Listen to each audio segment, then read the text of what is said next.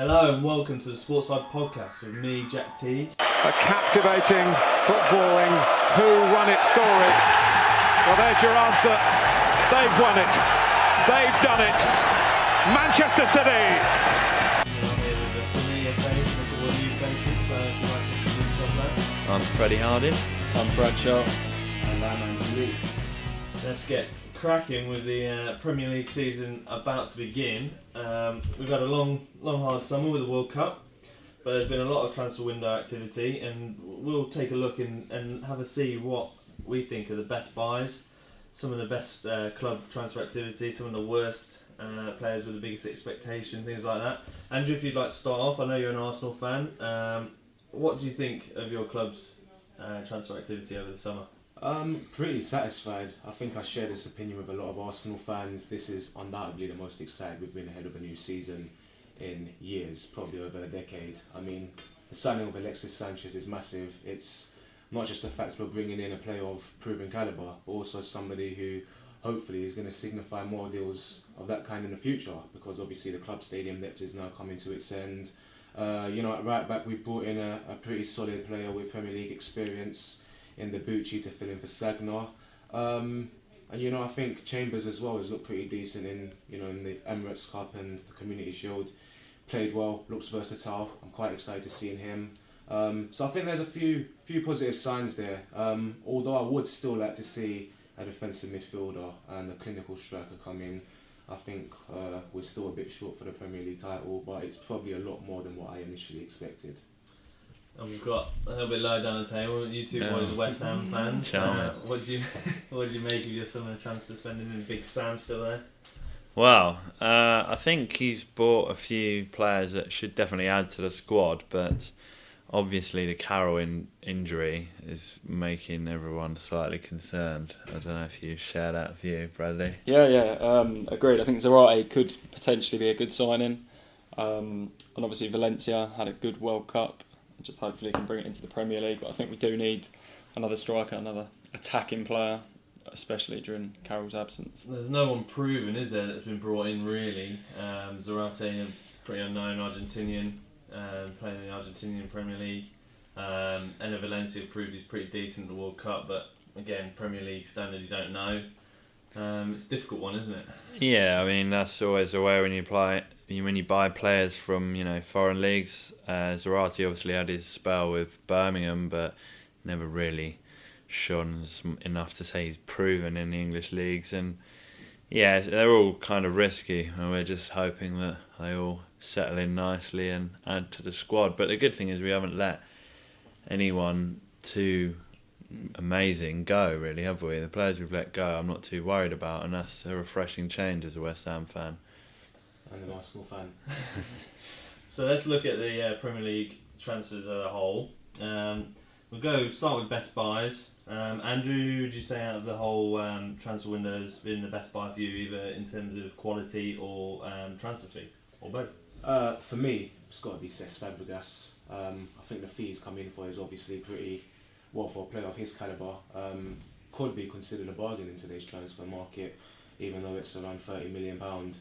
I think, Fabregas, obviously from his time at Arsenal, always had the ability to not just get 10 plus goals in the Premier League, but also his assists record is fantastic.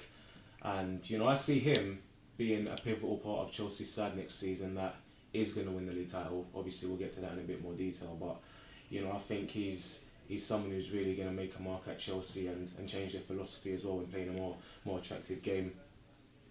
And Bradley, who would you say is... Yeah, I completely agree with Fabregas as a hallmark signing of the summer. I think him and himself, he just shows such intent. Obviously Mourinho didn't win anything at Chelsea for the first time last year, and obviously bringing in Costa as well. I think them two will lead the title to Chelsea this year.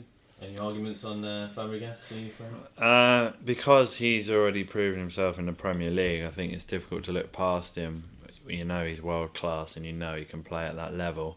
But I think Costa is, if he can play as well as he did last season and settle in the Premier League, perhaps even more important, because Mourinho spent all season last year moaning about his lack of strikers, and now he's got someone that's, effectively won the Spanish title for his side.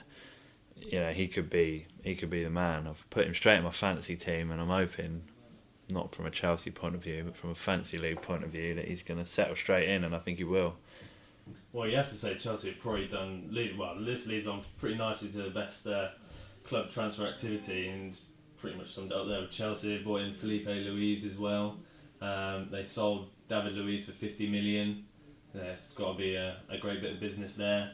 Can we argue against Chelsea? I mean, Arsenal have done a few good signings, and there's a few clubs that have brought. Man United haven't yet brought in anyone too big. Chelsea and Arsenal probably the two best. I'd say probably Arsenal and Chelsea join. I think Chelsea probably have brought in a couple more players who will fight into the title, but the reason I'll tie them with Arsenal is simply because I think as a club Arsenal have probably done a lot more than we expected them to. And I mean, it's the first year, for example, Arsenal can go in not having to worry about having just one decent goalkeeper. You know, there's someone else who has come in David Ospina, who's obviously had a great World Cup. So that's a further sign that Arsenal are sort of hopefully changing their transfer philosophy. But yeah, Chelsea as well, undoubtedly have brought in two big stars and, you know, a pretty solid defender as well from the Spanish league. So credit to them. What do we make about, first off, Man City? I mean, they never usually have to make too many transfers because they've got a pretty solid team. Obviously, they won the title. But last year they brought in Fernandinho, who's probably one of the standout players for them last season. This year they've got Fernando, Zuccolini is it as well. A couple of not massive players. What do you make of their transfer activity? Yeah, I think it's just, you know, bringing in squad players pretty much. Fernando, obviously they brought in the centre of the park. But yeah, no one, you know, hallmark standout players that will keep them a cut above the rest this year. I don't think, you know, whether they do some deals before, I doubt it with financial fair play and trying to cut squad size. But yeah, it'll be interesting to see how they get on. How about the Merseyside club three? Well, Liverpool are obviously, when you lose your player like Suarez, as Tottenham did with Bale last year, it's very, very hard to even come close to replacing him. And I think they've also got to consider the fact that they're now going into a season where they're going to be playing European football again, so they need a bigger squad. So I can understand why Rodgers has kind of gone for quantity a little bit. But I do think, well, I think some of the players they've signed are not quite up to that level personally. In fact, most of the players they've signed, and they're going to have to exceed expectations, the players they brought in, if Liverpool are going to challenge for trophies, in my opinion. From a top-end perspective, you know, as an Arsenal fan, and I think fans of, you know, United, City, etc. will agree, there's not really any of the new faces at Anfield that scare me, you know? I think when I found out Chelsea had signed Costa, for example, I thought 20-plus goals perhaps if he hits the ground running. With Liverpool signings, none of them really, you know, shout at me with fear, and that's quite a good sign because obviously it means perhaps it's a better chance for us. For me, I don't know about fear, but that Lazar Markovic looks like a really good player. I think he's the one sign that really does add quite a lot to their team. In the centre midfield, obviously Gerrard's ageing. They've got players like Henderson coming through. They obviously play a lot of attacking football, so I think he'll be a good signing for them.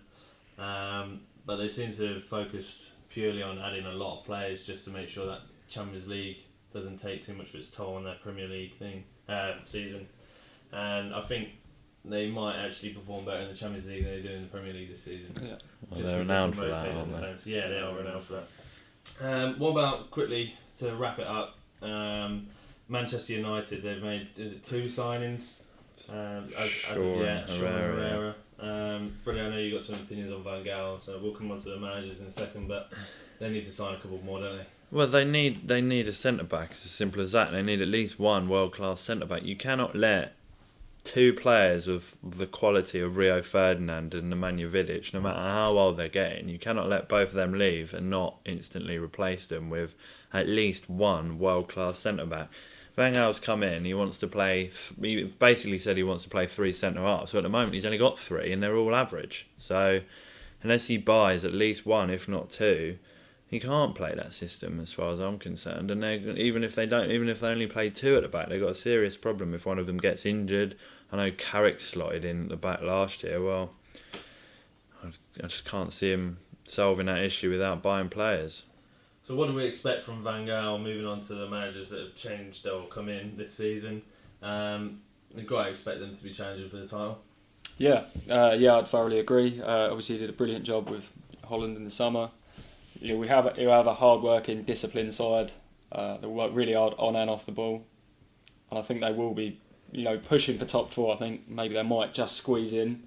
Obviously, it depends, but I think there's a bit of a transition period with United. Obviously, struggled tremendously last year, and there's just a bit of stability back at the club. I think they'll take that this year.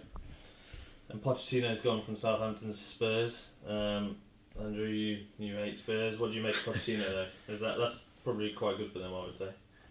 Yeah, I mean, I think he fits their style quite well. He's a manager who obviously wants to bring in young players and play attractive football. I know Tottenham fans have strong opinions on that. So from their perspective, it is a pretty decent acquisition with him as manager.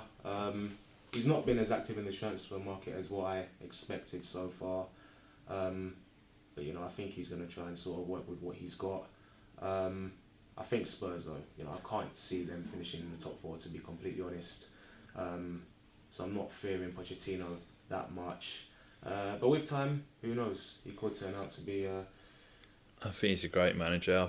But I do think he'll be a little bit up against it with Tottenham fans because they like one of their own at Spurs. I think I spoke to quite a lot of Tottenham fans. They really wanted Klinsmann to come in. Obviously, a bit of a legend as a player, and when someone, even though Pochettino's done well in the Premier League, you think they'll give him a good chance. I think unless they're really challenging in them top 4, if they take a couple of heavy beatings again against the likes of Liverpool and Arsenal, then he'll certainly be under pressure pretty soon. Okay, let's go on record at the start of the season and find out who we think is going to win and also your top 4. So if we go from my right, Freddie, you go off and we'll go around. Okay, well, I think Chelsea are going to win the league this year. I don't think many people are going to disagree with me at this stage. Maybe Man City. I think Man City will come second. And I think it will go Arsenal, then Man United, 4th. That's what I'm going with. Someone write that down. Exactly the same. Oh, there you go. That's how much stick together. I was, in terms of order, definitely the top 4 is exactly the same. I can't see Liverpool getting in the top 4 again. I think their transfer business doesn't really, as I said, scream enough fair. They've got a bigger squad, but I think you can see from the names they've brought in, there's not really enough quality. And the same for Tottenham as well. They've, not really got enough players to sort of, get them to that top 4. Whereas before, when they, were always on the verge of it, breaking in, they had Modric and Bale, who you could say are two world-class stars. Now I don't think they have that anymore. So I have to agree with Freddie in terms of the top 4. What about Everton? Are they worth thinking about there? I think the top 4 this year. Well, personally, I think the top 4 selects itself. Considering we assume United will strengthen their defence. I think the 4 sides you've mentioned have too much quality. But I expect Everton to give us a few early signs that they're perhaps going to be up there within the later stages of the season. But ultimately, I'll be very surprised if we see a massive shock with them. Bradley, anything to add? Are you going with the same 4? Yeah, exactly the same 4. You just got to follow where the money's going. Who's spending the most money will be up there at the end of the season. I think Everton will just fall out. I think they'll have a good, to maybe this, early springtime, Easter time, they'll probably be all right. If they get an injury to Lukaku, let's say, I think that'll be it. Just one injury, and it's just a team like that. Same with Spurs. A few injuries and that, completely off. Well, I'm going to change. I'm going to, after 3 of the same, I'm going to go Chelsea to win still, Man City 2nd, Manchester United 3rd, and Liverpool 4th. Oh no. So, sorry Arsenal, 5th. They'll probably be blaming injuries by the end of the season again, But let's stick my neck out. I think Liverpool, they'll surprise a few this season. Sturridge, 25 goals. I don't know why I'm going in the fantasy team. Yeah, I was going to say. Right, okay, we'll move on to relegation. How do we think the promoted sides are going to get on? Obviously, we've got Leicester, QPR back in the Premier League, and Burnley in there. What do we think? I think out of all 3, QPR for me probably have the best chance of staying up. They've brought in 2 pretty decent acquisitions in terms of Ferdinand and Corker to play at the back. I think going forward as well, they've got some players with, I suppose, not proven themselves in the Premier League, but proven they can be a slight threat, such as, Junior Hoylett. I don't really think the other two have really strengthened enough to sort of stay in. And I'll be surprised if they do stay up at the end of the season. What about Leicester? You two guys have any opinion on Leicester? They obviously went up as champions. You'd assume they'd have the best chance of staying up, and they've got Premier League experience, although a few years ago.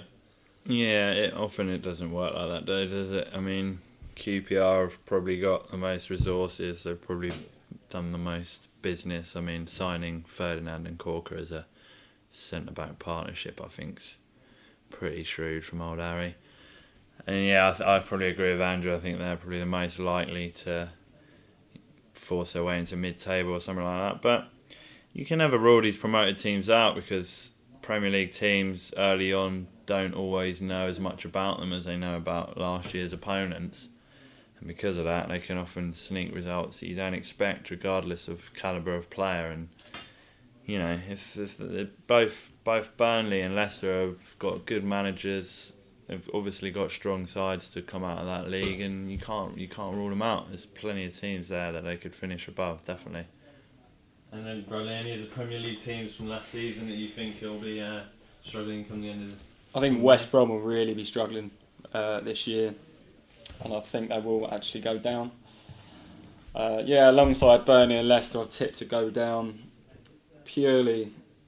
I think they'll pick up a few points at home, maybe sneak a few 1-0s against some of the bigger teams, but just over the longevity of the season, I think they will drop off, and the golfing class will be probably more so this year than ever before, I'd say. But yeah. Okay, and just finally to wrap that up, I want in a one-team answer, your biggest surprise of the season, who will surprise us the most, and who will flop. So, Freddie, if you go first. Who will surprise us the most? Wow. Okay. Do you know what? I'm gonna slightly retract what's been said in the last section. I've thought about this. I think Burnley are going to surprise people. I think Ings is going to do something. I think Dyche is a great manager, and I think they can definitely pick up more points than people think. So I'm going to go Burnley. And biggest flop? Biggest flop? Liverpool. They're going to have a nightmare. They're going to have an absolute mare. Bradley? QPR will surprise most this season. I think they'll finish mid-table maybe, and Hull, my team, that are going to fall below expectations. Obviously struggling on the European front and the Premier League. I think it's going to take its toll, and they'll fail. You heard it here first. And Andrew, what about yourself? What do you think? Biggest surprise? Biggest surprise? I would say Crystal Palace, but I suppose we wouldn't be surprised if they had a decent season after what Pulis did with them when he came in last year. So I'll probably QPR as well, perhaps, but no, I think I'm actually going to go for Newcastle, which is a bit of a debatable choice, I know, but I just have a feeling for some reason Newcastle could have a decent season where they perhaps click together, because I've always thought their squad is pretty decent on paper. So maybe this is a year when it all sort of proves itself. I mean, I like a few of their players, Papi Cisse, Ben Arthur. If they all start clicking together. If Cisse can get his head out in the casino, Well, yeah, I mean, this is the thing. This is why Ben Arthur doesn't leave. It could be a surprise. I mean, I think if they were to click together as a side, they're a pretty decent Premier League team. But what about your flop? I'd have to go for Liverpool. I'm not a fan of their business at all. It just seems, I'm not really a fan of quantity over quality. That's the thing. It's just, it doesn't make sense to me how they brought in so many players who just don't seem to... They had to, really. I'm going to, straight off the bat, say I'm swapping those two around. Newcastle finished just above the relegation zone. And I think so many people were thinking Liverpool were going to do bad. They'll surprise and finish top 4, as I said earlier. We haven't mentioned Southampton very much. No, we haven't. Yeah. Are they in trouble now? Well, the thing is, I don't think they're going to be a flop, because everybody's expecting them to be in the bottom half. I can't see them. I think if they go down though, then that's surely below. Yeah, if they go down, but nobody thinks they're going to go down. I don't know. I think it could go one of two ways. Quite often a team has a good season, but lets their players go, and it's so difficult to deal with it. I mean, you've seen it with so many clubs in the past. You sell all your best players, which I believe they've done, in pretty much, the spine of their team. The only one they've currently got left is Schneidlin, isn't it? And Jay Rodriguez. Jay Rodriguez. If they don't have a very I'd be surprised if they've still got them by the end of the month as well. I think Schneidlin's desperate to get out of there, isn't he? Once you start letting a few go, the others want to follow because it shows a lack of ambition. So, well, they signed Pele, so you never know what's going to happen. Well, yeah, with a name like that, you'd expect things as well. They're going to get Maradona as well to partner. I think so. It's going to be like that Farmer FC, Paddy Power signing on. Free advertising there for Paddy Power. Yeah. We don't endorse any specific cookies on Sportsvibe. They're all as shit as each other. Right, so that wraps up our opinion. Let's get some actual experts' opinion from the guys at BT Sport. Michael Owen, Steve McManaman and Jake Humphrey have all spoken to us on Sportsvibe this week, and this is their preview of the Premier League season. I feel Chelsea are going to win the league. I think that they've bought particularly well. They've bought players that are going to go straight into their first team. They've always had a good defensive record. I don't see that changing next season. I think they've just added goals to their team. Fabregas is an attacking midfielder, but mainly Diego Costa. I think they've struggled since Didier Drogba really left a few years ago. They struggled to replace him. Quite a few strikers have tried, but I think it's quite it's been a tough place to succeed since Drogba's left, and I think Diego Costa could be the man to fill the hole. I think he's exceptional. He's come from a team that play quite similar to Chelsea, and that in Atletico Madrid they didn't go and blitz teams 5 or 6-0. He used to have to fight and forage and win penalties and bustle around to score his goals, and he did it really well. And I think in a Chelsea team, I think playing that lone striker role, he can be really good, and obviously he's had a good pre-season as well. I mean, the teams that get promoted are always going to find it difficult, but a lot of the teams who got promoted the year before did very well, including Hull. So I think Leicester have got certain things on their side. The stadium's good, the manager's good. They brought in the centre forward, but I think they'll find it hard. Of course, Burnley and teams like that will find it hard. Teams who have struggled last year in the Premier League, like Aston Villa, haven't done much business because it looks as if Randy Lerner wants to find a buyer. So they might struggle, but it's difficult at this moment. It's easier to spot the best teams than the worst teams. I think Liverpool are going to struggle on two fronts. Losing Luis Suarez is a big blow for them, but I think even more than that, that part of their effort is going to be taken up by the Champions League, and that is a big deal. And it's so hard to juggle playing on 4 fronts: FA Cup, League Cup, Champions League, and Premier League. And I think that will hit them hard. And there's that. Thank you very much, Michael, Steve, Jake Humphrey, all friends of Sportsvibe. Insightful as ever. Just before we get on to our final section, I just want to mention our Fantasy Football League. Obviously a big important part for many football fans of the season. We've got our own league. If you go to our Twitter page, which is @SportsVibe, you'll see the pinned tweet is about logging onto the Fantasy Football. You click on that link and you're in there. There'll be some prizes on offer. Can't tell you what, top secret, but there'll be something good, I'm sure. So just to wrap up, we're going to kickstart the season with our weekly predictions. Last year, I believe Freddie won. Yeah. Well done, Freddie. Narrow bit. Actually, I think it was pretty comfortable in the end. Me and Richard were pretty terrible. Yeah, well, that's why they call me the Guru, Jack. But this year, it's going to be based on average score. I think we're going to have to do it because there's going to be a few different faces in the podcast. So we'll start with Saturday's first game of the season, Man United versus Swansea. I'll kick off and I'm going to say 2-0 Man United. I've also gone for 2-0 Man United as well. Yep. Oh, well, I've That given makes Swansea a goal, so that's 2-1 I'm sure it'll be, and you'll get less points than me. You're bad-mouthing everyone already. Then we got the late game on the Saturday, Arsenal Crystal Palace. I've gone 2-0 again.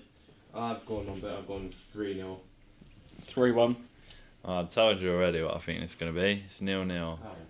Slow Where start. is this hatred coming from? It's not hatred. I've bigged you up the whole podcast, but Pulis will love going there in the first game. You all know it.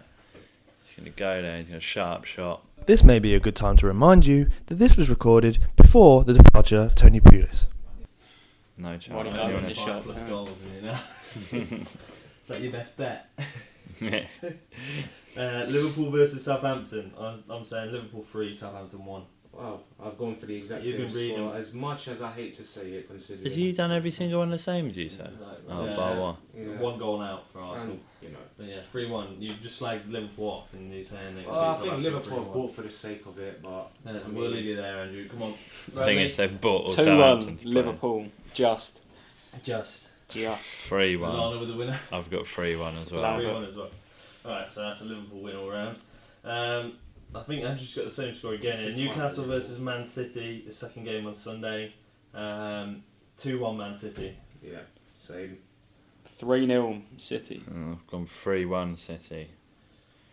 Again, everybody's picking up the big teams here. And then finally, Monday Night Football, Burnley versus Chelsea. I'm on 2-0 Chelsea.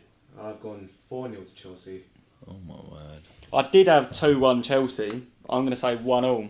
Oh, yeah. I didn't know Monday night You've at been Turf. persuaded. Monday night at Turf Moor 1-0. Can Diego Costa gonna be do it drizzling. on a cold night? Going to be drizzling.